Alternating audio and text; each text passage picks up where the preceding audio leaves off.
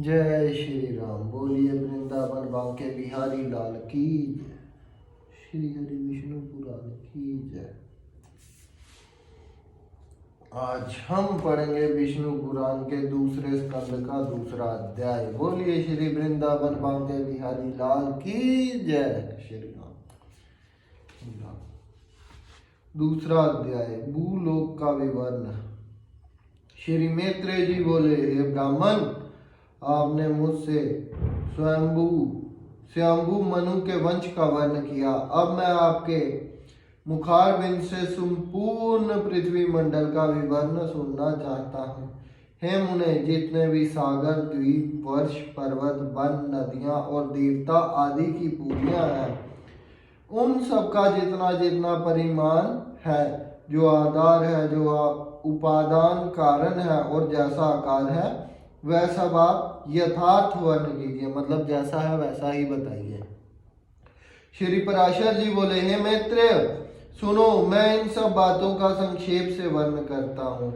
इनका विस्तार पूर्वक वर्ण तो 100 वर्ष में भी नहीं हो सकता। हे दिग्गज, जम्बू, प्लक्ष, शालमल, कुश, क्रोंच, शाक और सातवां पुष्कर, ये सातों द्वीप चारों ओर से खारे पानी, जजुरस, मदिरा, घृत, दधि, दुग्ध और मीठे जल के 7 समुद्रों से घिरे हुए हैं। 7 द्वीप जो अलग अलग पानियों से घिरे हुए हैं, जिन्हें हम जम्बू, प्लक्ष, शालमल, कुश, क्रोंच, शाक और 7वां है पुष्कर, इन नामों से जानते हैं। ये जो हमारे पूर्वजों के काल में जो कहते थे, यानी कि जो हमारे विष्णु पुराण में दिए गए हैं। आज हम इन्हें अलग अलग कॉन्टिनेंट के नाम से जानते हैं। जय श्री राम। हे मैत्रेय, जम्बू द्वीप इन सब के मध्य में स्थित है, यानी कि एशिया कॉन्टिनेंट, और उसके बीचों बीच में स्वर्ण में सुमेरु पर्वत है, जो इंडिया में है। सुमेरु पर्वत, इसकी ऊंचाई 84,000 योजन है और नीचे की ओर यह 16,000 योजन पृथ्वी में घुसा हुआ है। इसका विस्तार ऊपरी भाग में 32,000 योजन है तथा नीचे तलहटी में केवल 16,000 योजन है। इस प्रकार यह पर्वत इस पृथ्वी रूप कमल की कर्णिका कोश के समान है। इसके दक्षिण में हिमवान, हेमकूट और निषद तथा उत्तर में नील, श्वेत और श्रृंगी नामक पर्वत हैं, जो भिन्न भिन्न वर्षों का विभाग करते हैं। उनके बीच के 2 पर्वत निषद और नील 1-1 लाख योजन फैले हुए हैं। उनसे दूसरे 10,000 योजन कम है, अर्थात हेमकूट और श्वेत 90,000 योजन तथा हिमवान, यानी जिसे हम हिमालय पर्वत कहते हैं, और श्रृंगी 80 सहस्त्र योजन फैले हुए हैं। वह सभी 2-2 सहस्त्र योजन ऊंचे और इतने ही चौड़े हैं। हे दिग्गज, मेरू पर्वत के दक्षिण की ओर पहला भारतवर्ष है तथा दूसरा किमपुरुष वर्ष और तीसरा हरिवर्ष है। उत्तर की ओर प्रथम रम्यक, फिर हिरण्मयी और तदनंतर उत्तर कुरु वर्ष है, जो द्वीप मंडल की सीमा पर होने के कारण भारतवर्ष के समान धनुषाकार है।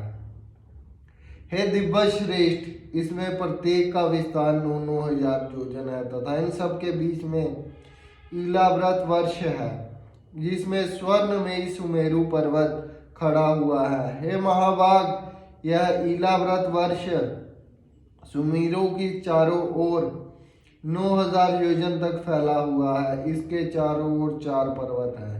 ये चारों पर्वत मानो सुमेरु को धारण करने के लिए ईश्वर कृत किलियां हैं, क्योंकि इनके बिना ऊपर से विस्तृत और मूल में संकुचित होने के कारण सुमेरु के गिरने की संभावना है। इनमें से मंदरांचल पूर्व में, गंधमादन दक्षिण में, विपुल पश्चिम में और सुपाश्वर उत्तर में है। ये सभी 10,000 योजन ऊंचे हैं। जय श्री इन पर पर्वतों की ध्वजाओं के समान क्रमशः 11,1100 योजन ऊंचे कदम्ब, जम्बू, पीपल और आम के वृक्ष हैं। हे महामुने, इनमें जम्बू जामुन वृक्ष जम्बू द्वीप के नाम का कारण है। उसके फल महान गजराज के समान बड़े होते हैं। जब वह पर्वत पर गिरते हैं तो फटकर सब ओर फैल जाते हैं। उनके रस से निकली जम्बू नाम की प्रसिद्ध नदी वहां बहती है, जिसका जल वहां के रहने वाले पीते हैं। उसका पान करने से वहां के शुद्ध चित्त लोगों को पसीना, दुर्गंध, बुढ़ापा और इंद्रिय क्षय नहीं होता। उसके किनारे की मृतिका उस रस से मिलकर मंद मंद वायु से सूखने पर जाम्बू नद नामक सुवर्ण हो जाती है, जो सिद्ध पुरुषों का भूषण है। मेरू के पर्वत में भद्राश वर्ष और पश्चिम में केतुमाल वर्ष है तथा हे मुनि श्रेष्ठ, इन दोनों के बीच में ईलावृत वृक्ष है।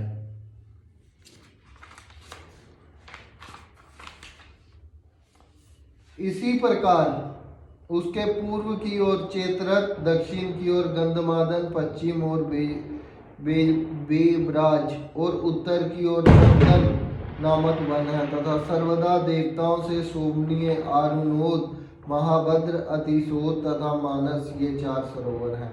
हे मित्र, शीतांब, कुमुद, कुर्री, माल्यवान तथा वेकंक आदि पर्वत भूपदम की कर्ण का रूप मेरू के पूर्व दिशा के केचराचल है। त्रिकुट, शीशर, पतंग, रूचक और निषाद आदि केचराचल उसके दक्षिण ओर है। शिखीवासा, वेड्यू, कपिल, गंधमादन और ज्यारुधी आदि उसके पश्चिम में केसर पर्वत है तथा मेरू के अति समीपस्थ ईलाव्रत वृक्ष में और जठार आदि देशों में स्थित शंखकूट, ऋषभ, हंस, नाग तथा कालंज आदि पर्वत उत्तर की दिशा के केसराचल है। हे मित्र, मेरू के ऊपर अंतरिक्ष में 14 सहस्त्र योजन के विस्तार वाली ब्रह्मा जी की महापुरी ब्रह्मपुरी है। उसके सब ओर दिशा एवं दिशाओं में इंद्र आदि लोकपालों के 8 अति रमणीय और विख्यात नगर हैं। विष्णु पादो द्वाहा श्री गंगा जी चंद्रमंडल को चारों ओर से आप्लावित कर स्वर्ग लोक से ब्रह्मपुरी में गिरती है। वहां के गिरने पर वह चारों दिशाओं में क्रम से सीता, अलकनंदा, चक्षु और भद्रा नाम से 4 भागों से विभक्त हो जाती है। उनमें से सीता पूर्व की ओर आकाश मार्ग से एक पर्वत से दूसरे पर्वत पर जाती हुई अनंत में पूर्व स्थित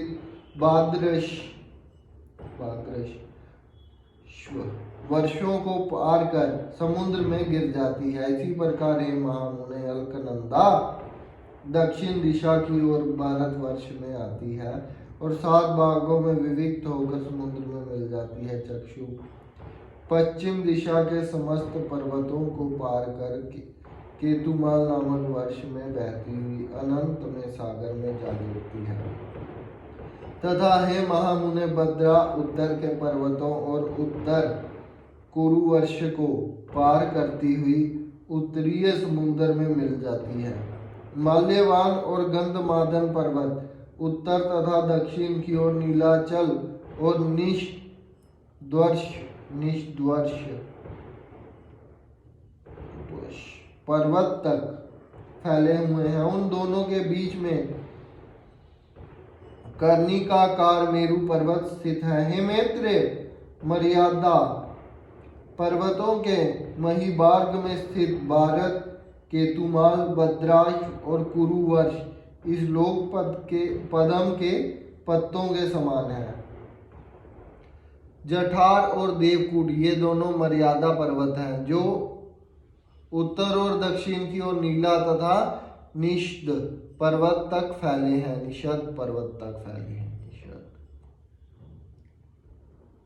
पूर्व और पश्चिम की ओर फैले हुए गंधमादन और कैलाश ये दो पर्वत जिनका विस्तार 80 योजन है समुद्र के भीतर स्थित है। पूर्व के समान मेरु की पश्चिम ओर भी निषद और पारियात्र नामक दो मर्यादा पर्वत स्थित है। उत्तर की ओर त्रिशृंग और जारूदी नामक वर्ष पर्वत है। ये दोनों पूर्व और पश्चिम की ओर समुद्र के गर्भ में स्थित है। इस प्रकार है मुनिवर तुमसे जठार आदि मर्यादा पर्वतों को वर्ण किया, जिनमें से दो दो मेरु की चारों दिशाओं में स्थित है। हे मुने, मेरु के चारों ओर स्थित जिन शीतांत आदि केसर पर्वतों के विषय में तुमसे कहा था, उसके बीच में सिद्ध चरण आदि से सेवित अति सुंदर कंदराएं हैं। हे मुनि सत्तम, उनमें गुरमयी नगर तथा उपवन है और लक्ष्मी, विष्णु, अग्नि एवं सूर्य आदि देवताओं के अत्यंत सुंदर मंदिर हैं, जो सदा किन्नर श्रेष्ठों से सेवित रहते हैं। उन सुंदर पर्वत द्रोणियों में गंधर्व, यक्ष, राक्षस, दैत्य और दानव आदि अहर्निश क्रीड़ा करते हैं। हे मुने, ये संपूर्ण स्थान भूम पृथ्वी के स्वर्ग कहलाते हैं। ये धार्मिक पुरुषों के निवास स्थान है। पाप कर महापुरुष इनमें 100 जन्म में भी नहीं जा सकते। हे दिग्गज, श्री विष्णु भगवान भद्राश्व वर्ष में हयग्रीव रूप से, केतुमाल वर्ष में बरहा रूप से और भारत वर्ष में कुर्म रूप से रहते हैं तथा वह भक्त प्रतिपालक श्री गोविंद कुरुवर्ष में मत्स्य रूप से रहते हैं। इस प्रकार वह सर्वमयी सर्वगामी हरि विश्व रूप से सर्वस्त्र ही रहते हैं। हे मित्र, वह सबके आधारभूत और सर्वात्मक है। हे महामुने, किम पुरुष आदि जो 8 वर्ष हैं, उनके शोक, श्रम, उद्वेग और क्षुधा का भय आदि कुछ भी नहीं है। वहां की प्रजा स्वस्थ, आतंकहीन और समस्त दुखों से रहित है तथा वहां के लोग 10-12 हजार वर्ष की स्थिर आयु वाले होते हैं। उनमें वर्षा कभी नहीं होती, केवल पृथ्वी जल ही है और न उन स्थानों में कृत्रेता आदि युगों की ही कल्पना है। हे दिव्यजोतम, इन सभी वर्षों में 7-7 कुल पर्वत और उनसे निकली हुई सैकड़ों नदियां हैं। इथे श्री विष्णु पुराणे द्वितीय अंश द्वितीयोट अध्याय। यहीं पर हमारे विष्णु पुराण के दूसरे अंश का दूसरा अध्याय समाप्त होता है। बोलिए श्री वृंदावन बांके बिहारी लाल की जय, श्री लक्ष्मी नारायण जी महाराज की जय। हे प्रभु, हमें सद्बुद्धि दे, कल्याण हो हम सबका, हम आपके बच्चे।